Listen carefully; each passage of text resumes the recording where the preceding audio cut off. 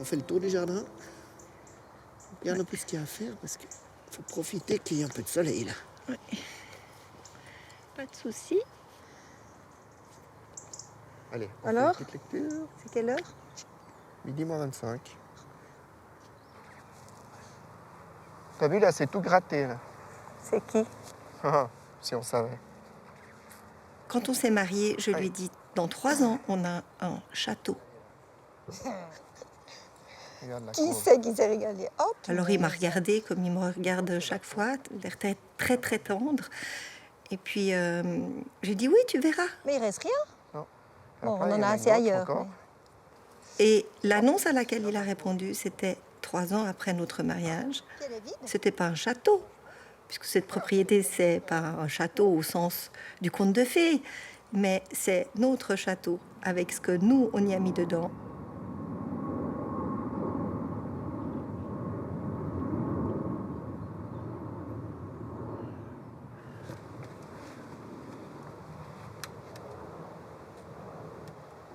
Moi, je pense qu'on se protège un peu du monde moderne en quittant un peu le monde urbain.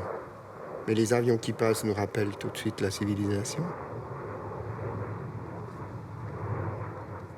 Moi, j'ai besoin d'avoir ce pied dans un endroit calme. Mon projet de vie aussi, c'est d'avoir du temps. Pas forcément beaucoup d'argent, mais d'avoir du temps. Pour que tranquillement l'inspiration puisse venir.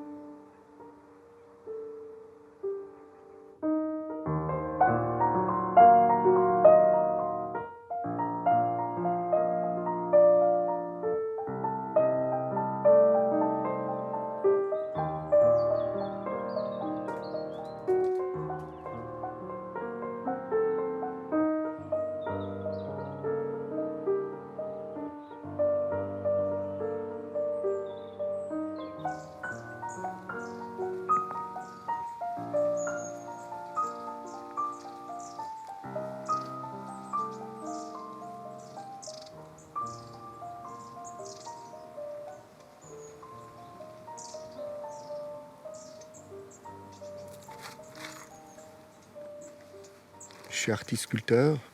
Tout commence ici. C'est mon terrain de jeu. C'est le départ de l'aventure. Chercher à regarder si mon œil tombe sur une pierre. J'ai l'habitude de dire que les pierres me parlent.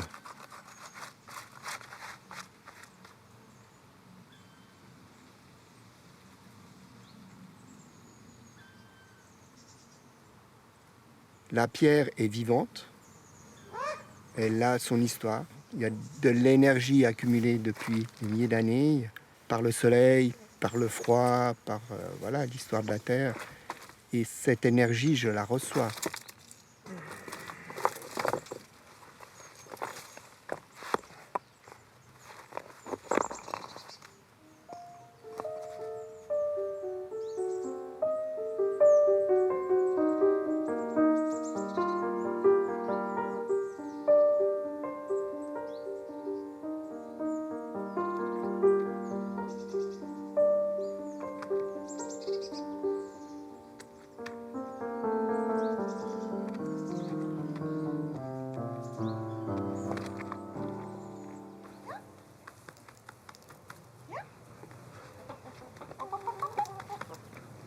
Ce lieu est un paradis pour nous, ça c'est certain. Quand moi je rentre de l'école et que je rentre ici, je suis plus dans le rush de la vie. Je suis ailleurs, dans ce bout de canton, même si j'ai mes mails et mon téléphone et mon portable qui peut sonner. Mais l'environnement, la nature qui nous entoure, il n'y a rien, il n'y a pas beaucoup de champs autour, il n'y a pas de passage des promeneurs, mais peu. C'est vraiment un autre climat, un autre monde.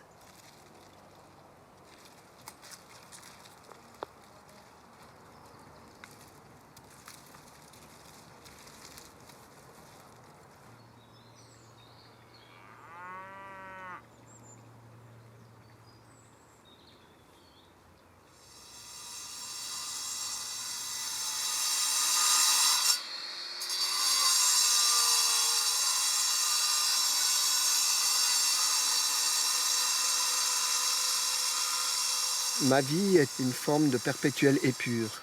Aussi bien dans mon travail artistique, où je fais que enlever pour garder peut-être l'essentiel, etc. Mais je crois que dans la vie qu'on a choisie avec Sylvia, ça a été aussi une épure, c'est-à-dire enlever un petit peu tout ce qui est aliénant et parasite et fatigant, etc. Et de revenir vers des choses extrêmement simples.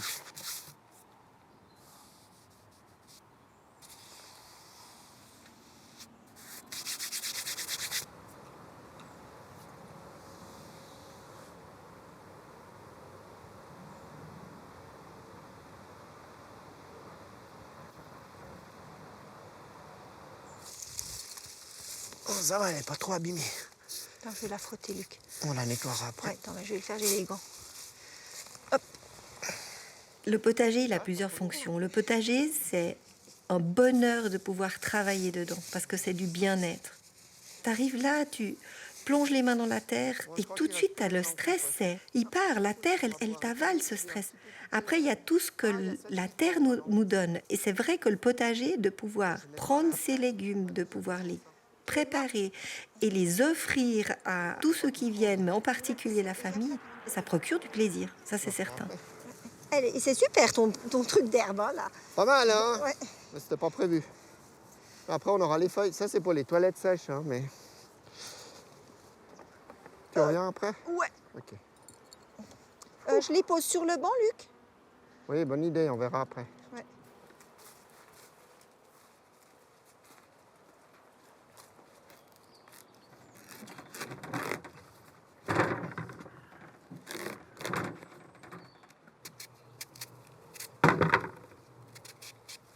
Ah, ça serait idéal si la pierre était aussi tendre.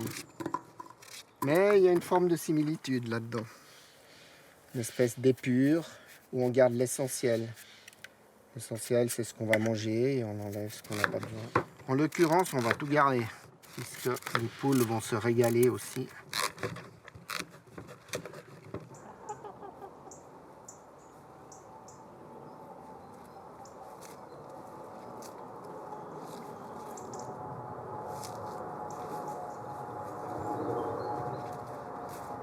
Ici, maman, vas-y. Celui-là, il est parfait, regarde.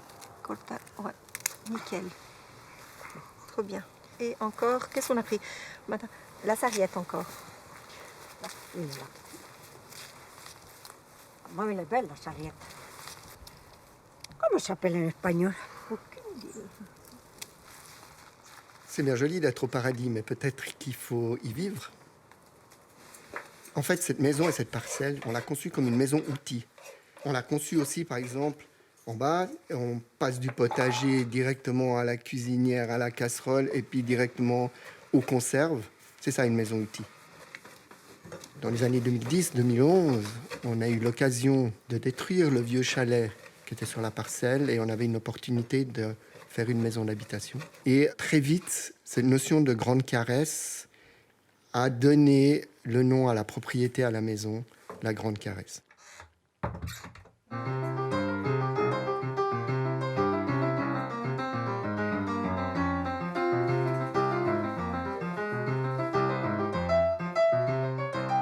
Sylvia, puis Thomas sont pianistes. Et en fait, on a positionné le piano à queue et on a construit la maison autour.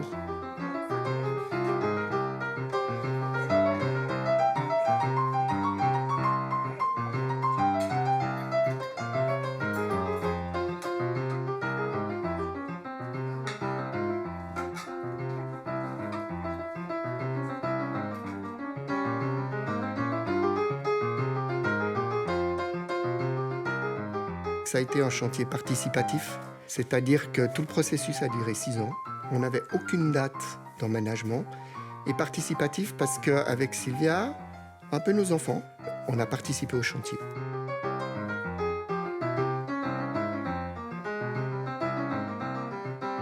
Ici, on est dans une maison bioclimatique. Ça veut dire qu'on va consommer 0 mazout, 0 gaz, donc 0 émanation et 0 facture. Cette maison est à peu près à 80% biodégradable. Ce qui donne une atmosphère et un plaisir de vivre dans cette maison extrêmement agréable. Est-ce qu'on est prêt à manger?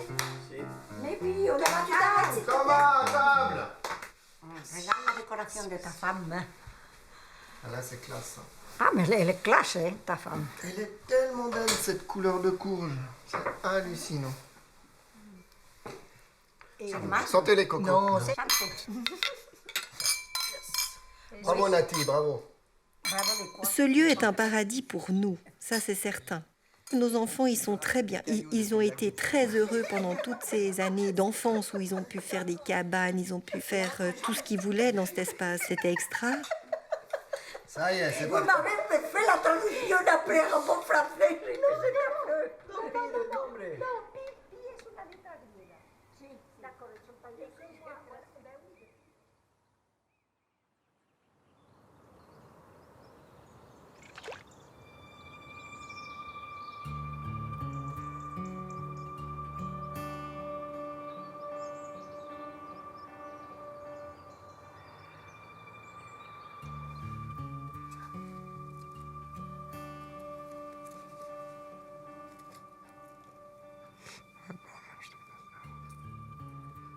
Allez.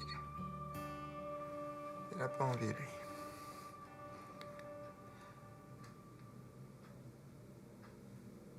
J'adore les observer, comme la plupart des animaux en fait. Enfin, je trouve qu'on arrive à imaginer des pensées juste en observant un animal. Enfin, moi, ça m'aide dans le cirque pour exprimer aussi certaines choses sur scène.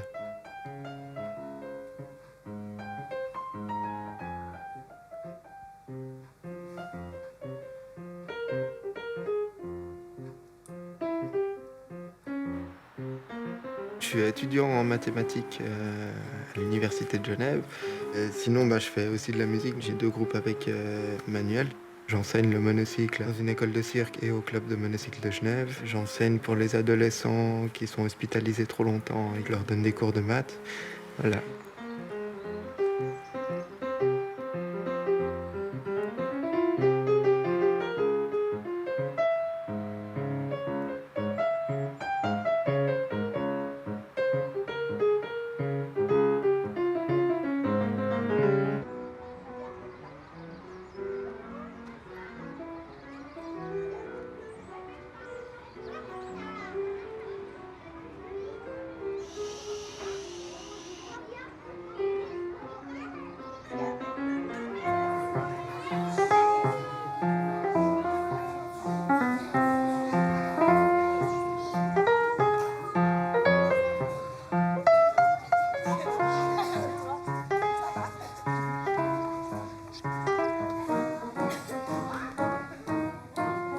Je pars en vacances dans la Lune. C'est moins cher que partir au soleil.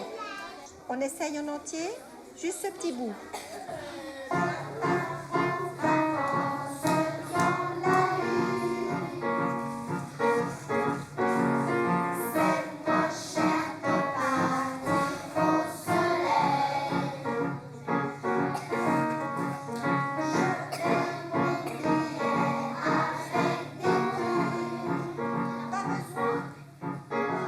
À l'école, la chorale, au-delà du partage que je peux avoir magnifique avec mon fils Thomas au piano, dans le milieu dans lequel je travaille, c'est vraiment une porte ouverte à l'écoute de la musique. Les enfants ont du plaisir à chanter, ils aiment chanter. Une étoile ?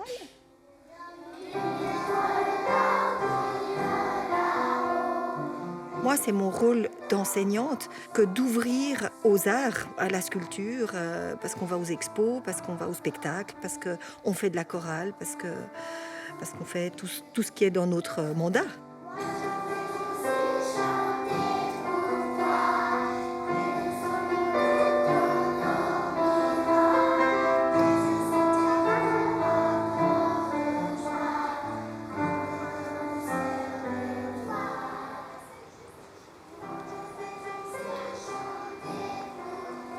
Je pense que le monde artistique en général, ou la culture, c'est ce qui va sauver le monde.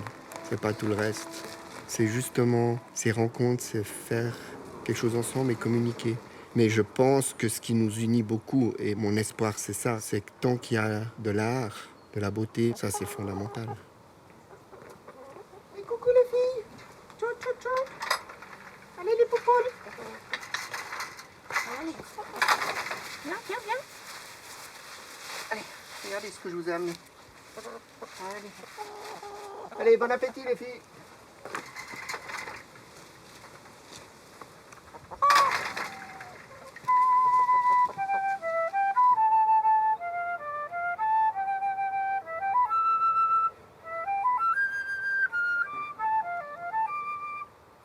Pour mes 50 ans, Sylvia a organisé une fête avec mes amis et évidemment Manuel et Thomas, la famille proche.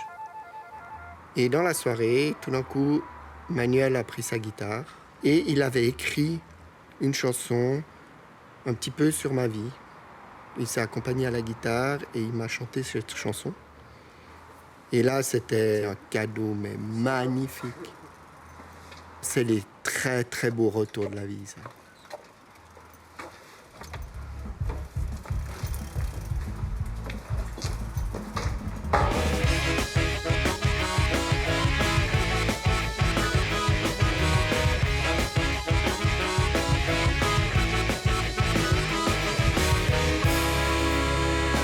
Toujours m'engager, sculpteur émerveillé devant la beauté de la vie, c'est court mais sa folie.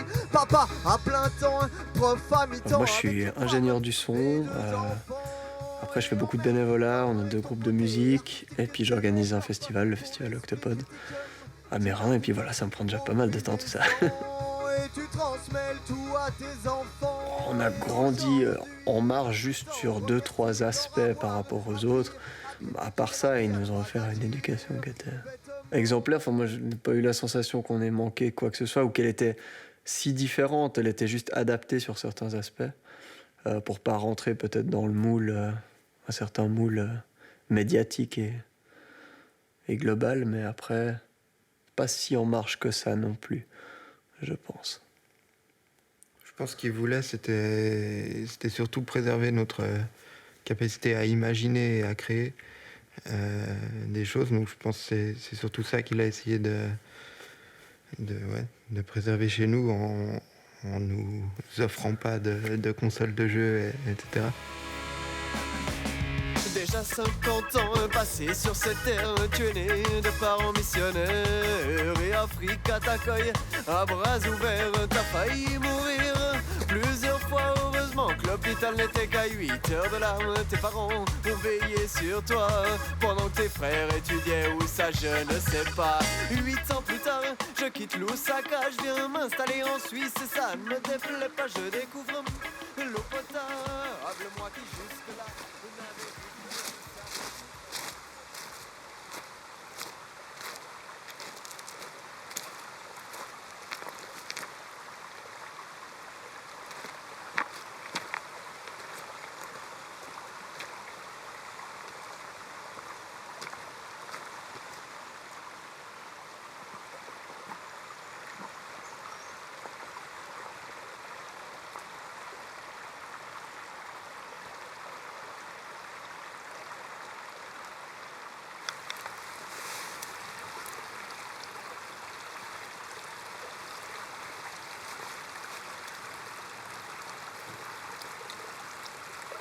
J'ai eu la chance de naître en Afrique, de vivre 8 ans en Afrique, pas dans une ville, en pleine nature. J'ai vécu ça en tant qu'enfant avec des yeux d'enfant, donc un espèce de paradis perdu. Maintenant, je le dis, c'est un paradis perdu. Et j'ai des souvenirs assez précis de descendre la colline, d'aller à la rivière, de patauger dans la rivière, d'aller sous une touffe d'herbe, commencer à prendre de la terre, je ne pense pas que c'était vraiment de la glaise, de modeler un peu tout ça et après d'y faire sécher au soleil. Et je pense que ça a joué un grand rôle. Aussi le fait d'être tout seul dans cette nature, entouré de la nature, et de travailler avec la nature, ça a été un peu fondateur pour toute ma vie.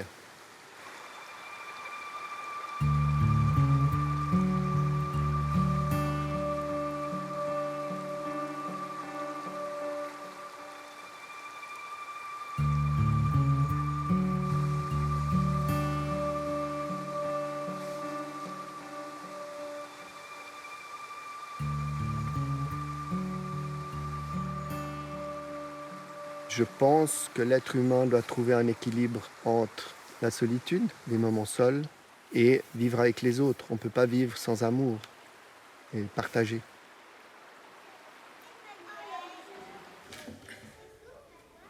Allez, on y va. Hop. Et on va s'installer. Et après, on commence.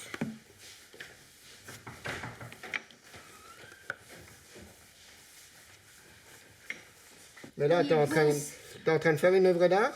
Non. Non. T'es en train de faire quoi? Un bonhomme. Un bonhomme. Joli bonhomme. Mais pourquoi on fait ce bonhomme? Pour apprendre. Mais Pour apprendre- apprendre à être avec la terre. Oui. Quel est le meilleur outil au monde qui existe? Les mains. Les mains. Les mains, c'est précieux. Presse. C'est votre meilleur outil, les mains.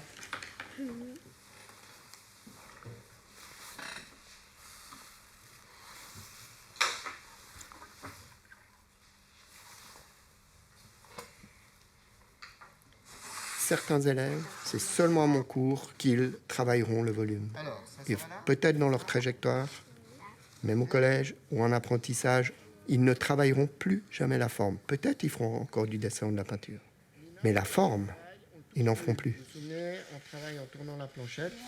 Comme ça, on évite les catastrophes. Hein. Pas de catastrophe. Il lui manque la... Tête. Là, j'ai vu que c'était trop gros, j'enlève de la terre et je règle. N'importe comment, j'essaye. Voilà. Ça va pas. Je réessaye. Ouais.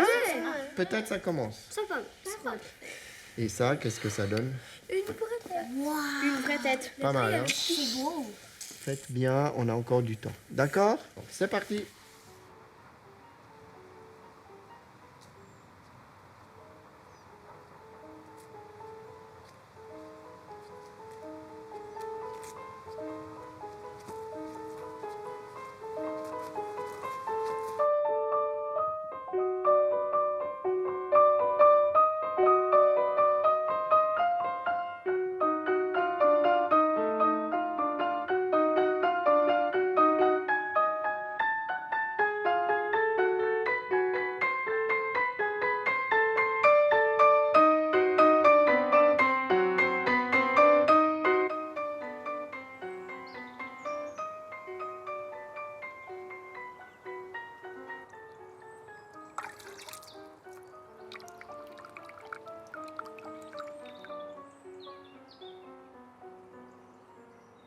J'ai l'habitude de dire que je vois avec mes mains et je pense qu'on ressent aussi beaucoup de choses avec les mains.